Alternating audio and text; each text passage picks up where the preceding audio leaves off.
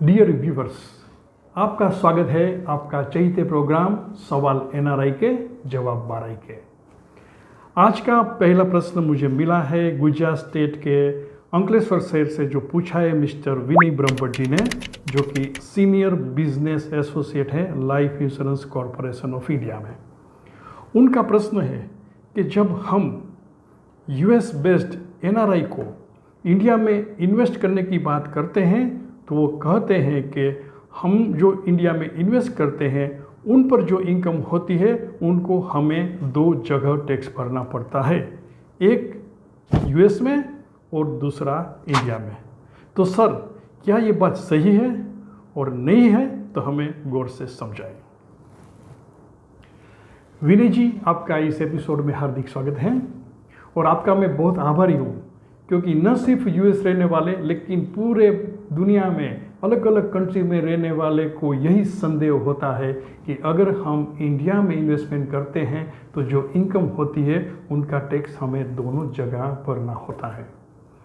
विनय जी, आपका बहुत आभारी हूँ कि मुझे आज आपने ये प्रश्न पूछ के सबको जवाब देने का मौका दे दिया। इस वीडियो में आगे बढ़ने से पहले मैं अपने आप को इंट्रोड्यूस करना चाहूँगा। मेरा नाम केतन बाराई है और मैं फॉर्मर सीनियर डिवीजन मैनेजर हूँ एलआईसी से और डायरेक्टर हूँ बाराई एनआरआई। बाराई एनआरआई इन्वेस्टमेंट का नॉलेज को एनरिच करती है और पूरे भारतवर्ष में उनका वर्कशॉप का भी आयोजन करती है। अगर आपको अधिक जानकारी चाहिए तो हमारे व्हाट्सएप नंबर 9824465165 पर आप संपर्क कर सकते हैं या हमारी वेबसाइट barainri.com पर आप विजिट कर सकते हैं। विनय जी, आपका प्रश्न का जवाब समझने के लिए पहले हमें ये जानना होगा कि इंडिया की इनकम टैक्स अथॉरिटी रेसिडेंट के बारे में और नॉन रेसिडेंट के बारे में क्या कहती है और यूएस की टैक्स अथॉरिटी उनके रेसिडेंट और नॉन रेसिडेंट के बारे में क्या कहती हैं। आइए पहले समझते हैं कि इनकम टैक्स डिपार्टमेंट इंडिया का रेसिडेंट और नॉन रेसिडेंट के बारे में क्या कहते हैं।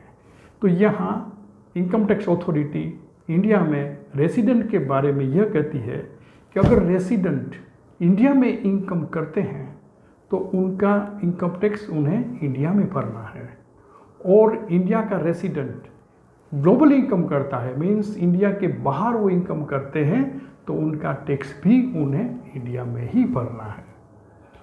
अभी समझते हैं नॉन रेसिडेंट के लिए। तो इंडिया में टैक्स अथॉरिटी कहती है कि if you are a non resident और आपने इंडिया में इनकम किया है तो आपको टैक्स इंडिया में भरना है, और आप एनआरआई से और आपने विदेश में जो इनकम की है उनका टैक्स आप में विदेश में भरना है। अब समझते हैं यूएस टैक्स अथॉरिटी यानी कि इंटरनल रेवेन्यू सर्विस क्या कहती है। वो भी वही कहती है कि अगर आप यूएस के रेसिडेंट हो तो यूएस में जो आप इनकम करते हैं उनका टैक्स आपको यूएस में भरना है, और आपकी ग्लोबल इनकम मीन्स यूएस में रहते ही आप और जगह इनकम करते हैं तो उनका टैक्स भी आपको यूएस में ही भरना है। और यूएस अथॉरिटी नॉन रेसिडेंट बारे में कहती है कि if you are non resident और आप यूएस में इनकम करते हैं तो आपको टैक्स यूएस में भरना है, और आप विदेश में इनकम करते हैं, आप ग्लोबल इनकम करते हैं ना, नॉन रेसिडेंट, उनका टैक्स आपको विदेश में भरना है। आइए अब एग्जाम्पल से हम इस बात को और क्लियर करते हैं। Suppose mister Deepak Patel US based NRI है, तो वो उनकी यूएस में भी इनकम है और इंडिया में भी इनकम है। तो एनआरआई दीपक पटेल जो इंडिया में इनकम करेगा तो इस एनआरआई तो उनको इंडिया में जो भी इनकम किया है उनका टैक्स उनको इंडिया में भरना है, और दीपक पटेल जिसने अमेरिका में मीन्स यूएस में जो इनकम की है उसका टैक्स उसको यूएस में भरना है। अभी मिस्टर दीपक पटेल इंडिया के लिए एनआरआई है लेकिन यूएस के लिए ही इज रेसिडेंट। तो वहाँ रूल्स क्या कहता है, as a resident of US वो जो भी इनकम यूएस में करते हैं उनका टैक्स उसको यूएस में भरना है, और उनकी ग्लोबल इनकम यानी कि सपोज इंडिया में वो इनकम करते हैं तो उनका टैक्स भी उसे यूएस में भरना है क्योंकि he is a resident of US. Dear friends, अब यहाँ समझिए कि मिस्टर दीपक पटेल के लिए कहाँ मुश्किल होती है। दीपक पटेल एनआरआई है और इंडिया में इनकम की, इसलिए Indian government as an NRI कहेगी कि आपको यहाँ टैक्स भरना है। हालांकि यूएस का वो रेसिडेंट है और as a resident of US उसकी ग्लोबल इनकम हुई इंडिया में, इसलिए यूएस गवर्नमेंट कहेगी कि आपने जो ग्लोबल इनकम की है उसका टैक्स हमें दो। मुश्किल ये होती है कि उनकी इनकम इंडिया में एक ही होती है और उसका टैक्स लेने वाले दो कंट्री है, एक इंडिया और दूसरा यूएस। फ्रेंड्स, ऐसा न हो इसलिए ही दोनों देश एक एग्रीमेंट करते हैं जिसका नाम होता है डबल टैक्स अवॉइडेंस एग्रीमेंट। आइए डिटेल से समझते हैं कि वो है क्या।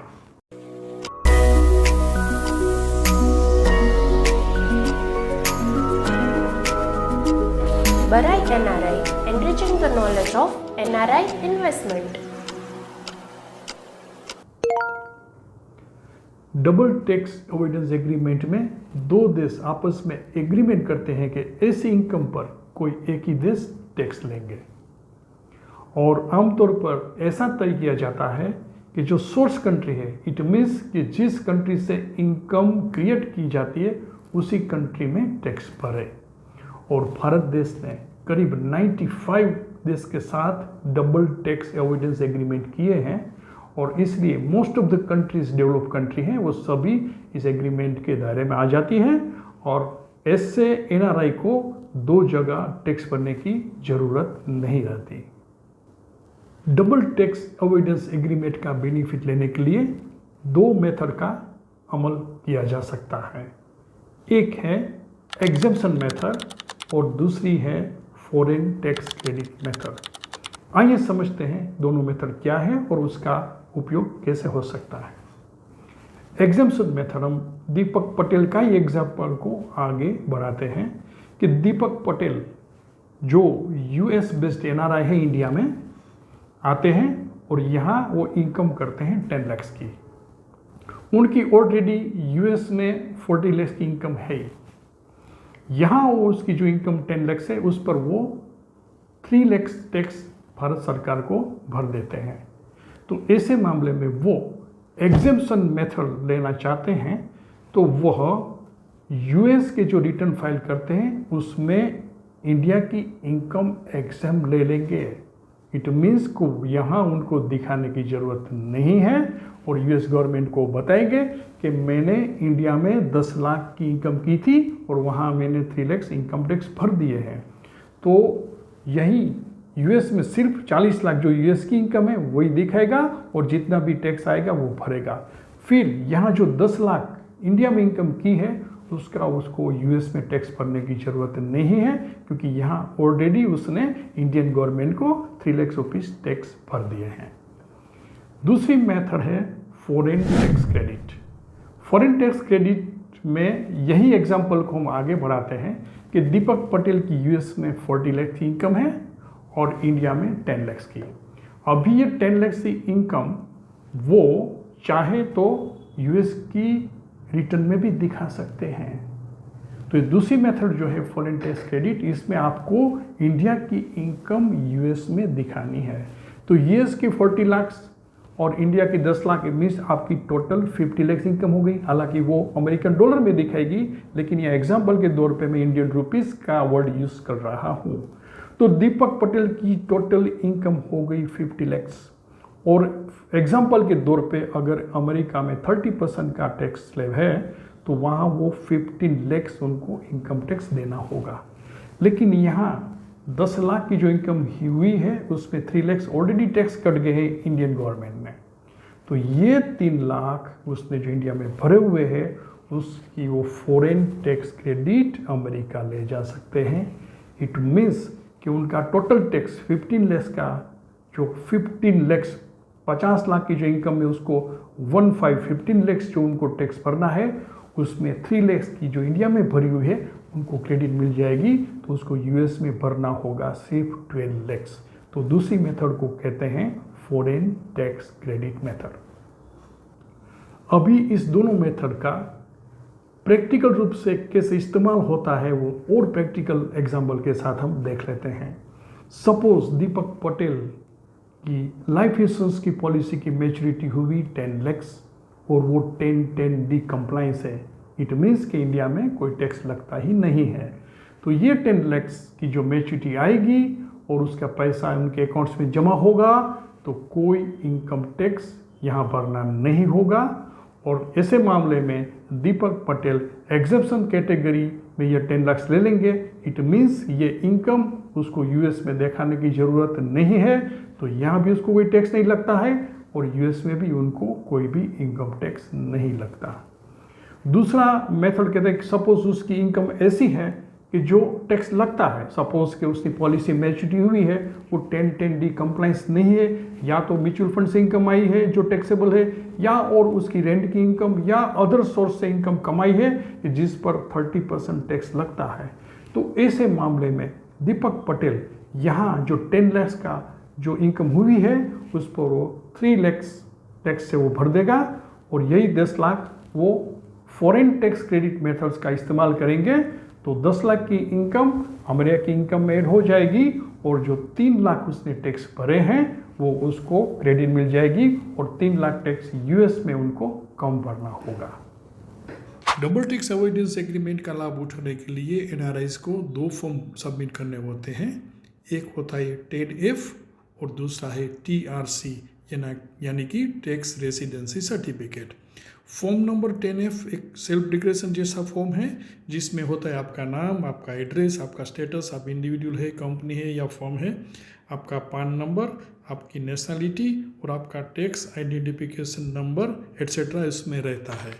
और टैक्स रेसिडेंस सर्टिफिकेट्स जो है वो जनरली उस देश की टैक्स या रेवेन्यू डिपार्टमेंट इश्यू करती है और यह सर्टिफिकेट इस बात का प्रूफ है कि आप उस देश के टैक्स रेसिडेंस हो। डियर फ्रेंड्स, मुझे लगता है कि डबल टैक्स अवॉइडेंस एग्रीमेंट का कॉन्सेप्ट अब क्लियर हो गया होगा और इन एनी केस कभी भी एनआरआई को दोनों जगह टैक्स भरना नहीं होता है। फ्रेंड्स, आप इतने देर तक मेरे साथ रहे, आपका बहुत बहुत धन्यवाद। मैं फिर से एक नया सवाल लेके आपके समक्ष उपस्थित होऊंगा। तब तक के लिए मुझे यानी कि केतन बराई को इजाज़त दीजिए। नमस्कार।